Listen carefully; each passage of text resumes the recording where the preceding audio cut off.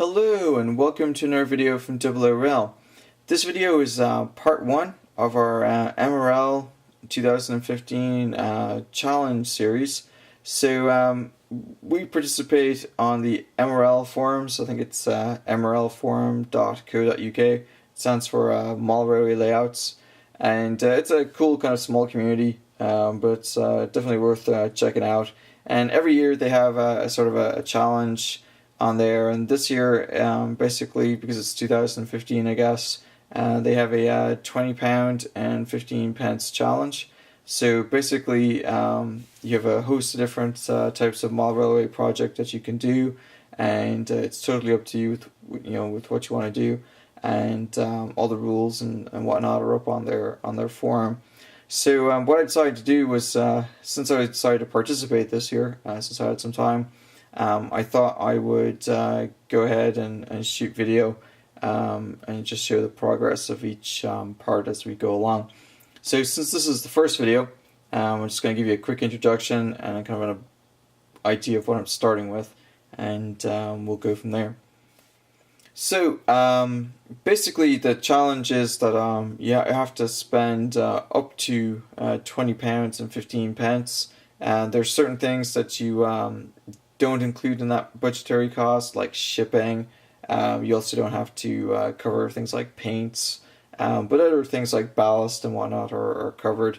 So basically you have to be kind of careful about what you do and trying to stay within that budget.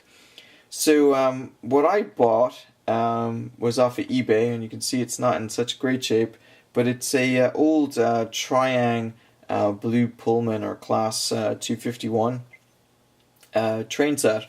Now, I didn't buy the whole set. I basically just got the locomotive, and it's not in great shape. As you can see here, we have the power bogie that sort of it kind of works. It's not great, but it does kind of work.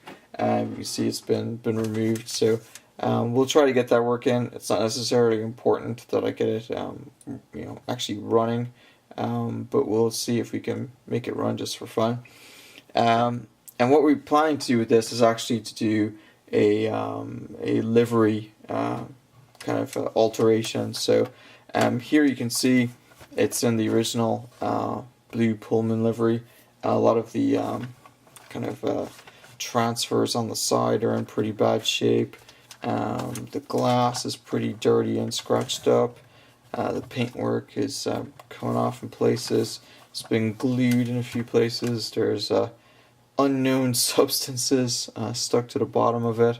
Some of the axles here are a little rusty, so it looks like it's been heavily abused. Probably was played quite a bit with. And remember, this is a 1960s model, so you're looking at somewhere between, I think, 1964 and 1968 that these things came out. So it's quite old. And now I have one of these already. It's in pristine condition, so I'm not too worried about making changes to this. You can see here the roof is cracked and the paintwork is all scratched off. The glass here isn't too bad, but if I flick it over, you can see it's been pretty smashed up, and someone's made some attempts at gluing it back together. It's been repainted, it looks like, in a few places. And then, like I said, I think the power car has gotten the brunt end of it. I'm not quite sure why that's not just screwed in, so I'm guessing there's probably some other damage there. There's paint missing off the bottom. You can see it says it's made in Britain, by Triang. It's pretty dirty. You can see the top here, someone's kind of made attempts to glue it, and then the side, it's equally as bad. So what I'm planning to do with this is to change the livery into how this locomotive looked right before it was taken out of service. So that would be the kind of blue and gray kind of livery that you see on some of the newer Pullman coaches. So what this project's going to entail is basically dismantling and cleaning up all of these particular pieces. Then we're going to see what we're left with in terms of how badly damaged things are. I should be able to do some repairs and cleaning up, and likewise with this.